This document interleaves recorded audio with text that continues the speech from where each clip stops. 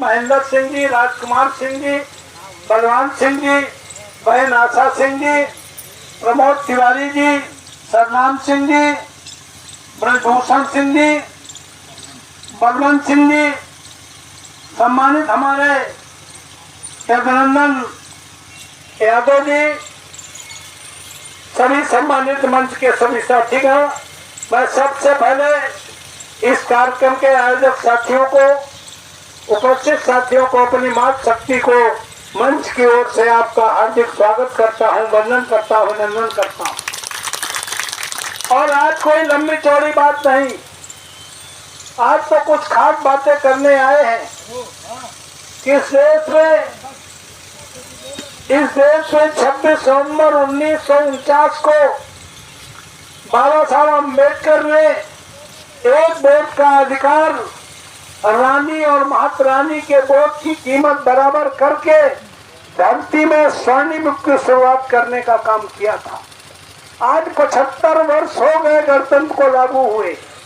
75 वर्ष से पहले कोई भी आदमी प्रधान बनने का सपना तक नहीं देख सकता था। जो बाबा साहब ने अधिकार दिया है उसके तहत ही आपकी आदरणीय बहन 4 बार मुख्यमंत्री बन चुकी है। आदरणीय मुलायम सिंह जी 3 बार मुख्यमंत्री, माननीय अखिलेश यादव 1 बार मुख्यमंत्री बन चुके हैं। आपने हमें यहाँ से 2 बार एमपी बनाने का काम किया है। आदरणीय नीरज सिंह भी यहाँ पे विधायक का चुनाव लड़ चुके हैं, ब्लॉक प्रमुख का चुनाव लड़ने वाले, प्रधान का चुनाव लड़ने वाले, और प्रधान से लेकर प्रधानमंत्री तक का रास्ता अगर कहीं से जाता है तो लोकतंत्र में संविधान के कारण जाता है। उसी संविधान के तहत 2024 का चुनाव हो रहा है। मैं आपसे कहने आया हूँ, आपने 2009 में हमें 4 में एमपी बनाया, 1996 में पहला पार्लियामेंट लड़ा, 1998 में दूसरा पार्लियामेंट लड़ा, 1999 में तीसरा पार्लियामेंट में लड़ा, और 2004 में फिर हमें आपने एमपी बना के भेजने का काम किया। यहाँ तमाम लोग ऐसे हैं जो 1996 से अब तक हमें लगातार सहयोग करने का काम करते आए हैं। उन सभी साथियों का मंच की ओर से बहुत बहुत स्वागत करता हूँ। 2009 में अंतिम दिन था नामांकन का। यहाँ के लोगों ने बिना देखे, बिना सुने, बिना बताए, बिना जताए हमें वोट देने का काम किया था।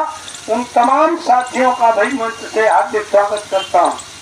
2004 में जब आपने हमें एमपी बना के भेजा, हमने पार्लियामेंट में बुद्ध के उस भारत को बनाने का संकल्प लेके बहुजन समाज पार्टी में जुड़े थे। सामाजिक परिवर्तन, आर्थिक मुक्ति आंदोलन के तहत हमने आंदोलन में काम किया था। 2005 में हमने पार्लियामेंट में पूछा कि इस देश में कितने मतदाता हैं और प्रति मतदाता पर मंथ राष्ट्रीय आय, सकल घरेलू आय से राष्ट्रीय आय पर मंथ कितनी है।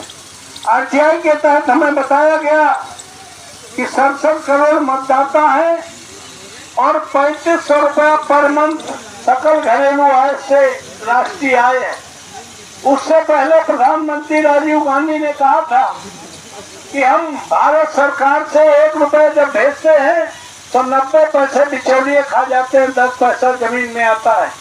हमने भारत सरकार को 110 सांसदों ने सुझाव दिया, जब 90% पैसा बिचौलिए खा जाते हैं तो आप एक काम करिए कि भारत सरकार में जब राष्ट्रीय आय पर मंथ पर वोटर 3500 रुपया है और आधा रुपया देश के विकास के लिए भेजिए और आधा रुपया सीधे वोटर को 0 पैसे से खाता खुलवा के उसको एटीएम लेने का काम करो।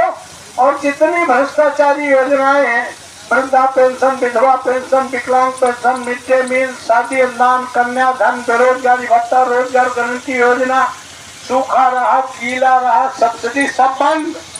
सीधे राष्ट्रीय आय का आधा पैसा सीधे खाते में डालने का काम करो तो बुद्ध का वो भारत बन जाएगा जिसमें बुद्ध ने कहा था, सर्वे भवन सुखना, सर्वे संतु निरामया, सर्वे भद्रान पश्चिम माँ कश्चित दुर्भाग्य। कोई दुखी न रहे, तो बुद्ध का भारत बन सकता है? पत्नी को पति के सामने, पति को पत्नी के सामने, भाई को भाई के सामने, बाप को बेटे के सामने, लंगड़े लूले अपाहिज भाई को किसी के सामने भारत में कोई भी भिखारी नहीं होगा, ऐसा कानून इस देश में बनाया जा सकता है। इसीलिए बाबा साहब अम्बेडकर ने कहा था, हमने तुम्हें संविधान के जरिए राजनैतिक आजादी दे दी। दलित समाज को कहा कि पार्लियामेंट और विधानसभा में हमने आरक्षण करके तुम्हें राजनीतिक आजादी दे दी। हमने धर्मनिरपेक्ष संविधान बना करके धार्मिक आजादी दे दी। हमने सामाजिक आजादी दे दी। लेकिन ये तीनों आजादी तब तक अधूरी है जब तक आर्थिक आजादी ना मिले। इस आर्थिक आजादी के लिए तुम्हें एक और जंग लड़नी पड़ेगी। वो जंग हमने 2004 में लड़ने का काम किया था। उसको हमने बताया था सरकार को, इसको वोटर पेंशन कहो, वोटर इंसेंटिव कहो, न्यूनतम गुजारा भत्ता कहो, तो सारे भ्रष्टाचार दूर हो जाएंगे और इंसान को, प्रत्येक इंसान को भारत के प्रति सरकार के प्रति जवाबदेह होना पड़ेगा। फिर किसी को ये नहीं कहना पड़ेगा कि वोट डालने जाओगे कि नहीं जाओगे। सीधे 100% लोग वोट डालने का काम करेंगे। उस पार्टी को वोट डालने का काम करेंगे जो सबसे ज्यादा राष्ट्रीय आय में हिस्सा देने के लिए वायदा करने का काम करेगा। 2009 में आपने हमें एमपी बना के भेजा। 2013 में फूड सिक्योरिटी बिल पास हुआ, भोजन के अधिकार का कानून पास हुआ, जिसको खाद्य सुरक्षा अधिनियम 2013 कहा जाता है। 5 किलो राशन जो आपको मिल रहा है उसका दाम 2 रुपए किलो गेहूं, 3 रुपए किलो चावल का दाम रखा गया, जो 12 और 13 रुपए मात्र था।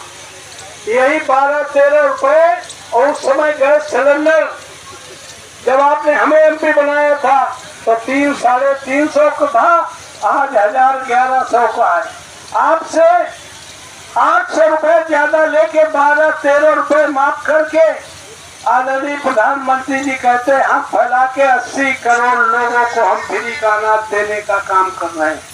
ये फ्री का अनाज नहीं है, ये तुम्हारा अधिकार है। ये अधिकार पार्लियामेंट में, कैबिनेट में पास करने का काम किया है, इसको कोई खत्म नहीं कर सकता है। इसलिए मैं कहना चाहता हूँ, वो लोग इसको कृपा और भीख समझते हैं।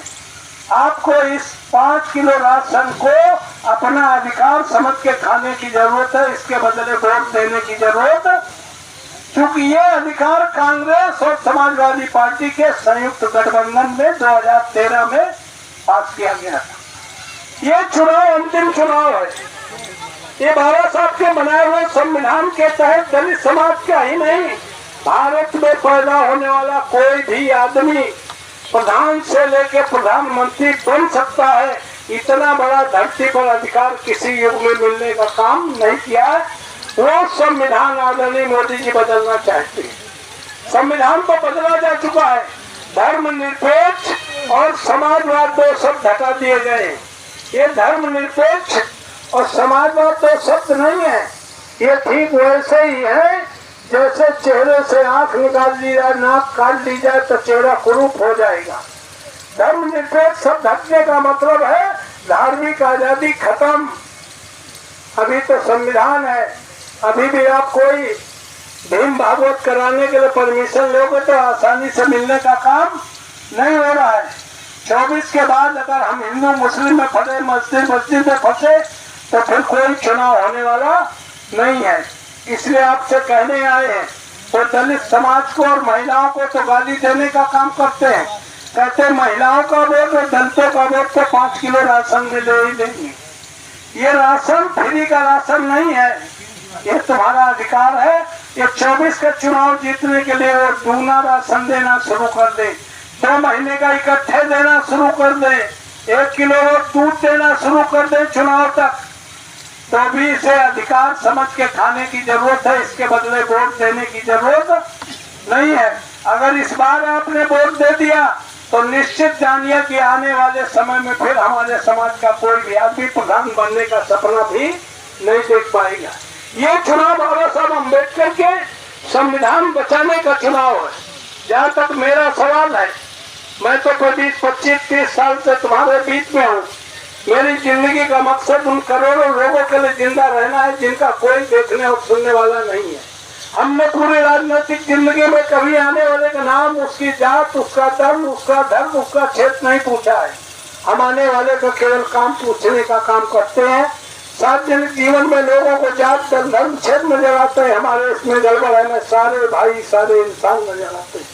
25-30 साल में कोई करोड़पति, अरबपति, लखपति हम पर भरोसा करता है कि नहीं करता मैं नहीं जानता, लेकिन 25-30 सालों में हमने समाज के उस आखिरी व्यक्ति को भरोसा पैदा करा दिया है जिसके पैरों में चप्पल ना हो, शरीर में कपड़ा ना हो, पेट में भोजन ना हो, हमारे पास आने तक के पैसे ना हो, अपनी समस्या कहने के शब्द ना हो। 150 किलोमीटर की सराउंडिंग में 1 करोड़ की आबादी वाले कानपुर नगर देहात में समाज की आखिरी पंक्ति में खड़ा आदमी भरोसा करता है। अभी राजा रामपाल को टेलीफोन करेंगे, मदद हो जाएगी, अभी चले जाएंगे, मदद हो जाएगी। ये भरोसा समाज के अंतिम व्यक्ति को हमारे शरीर की अंतिम सांस तक कायम रहेगा। इसलिए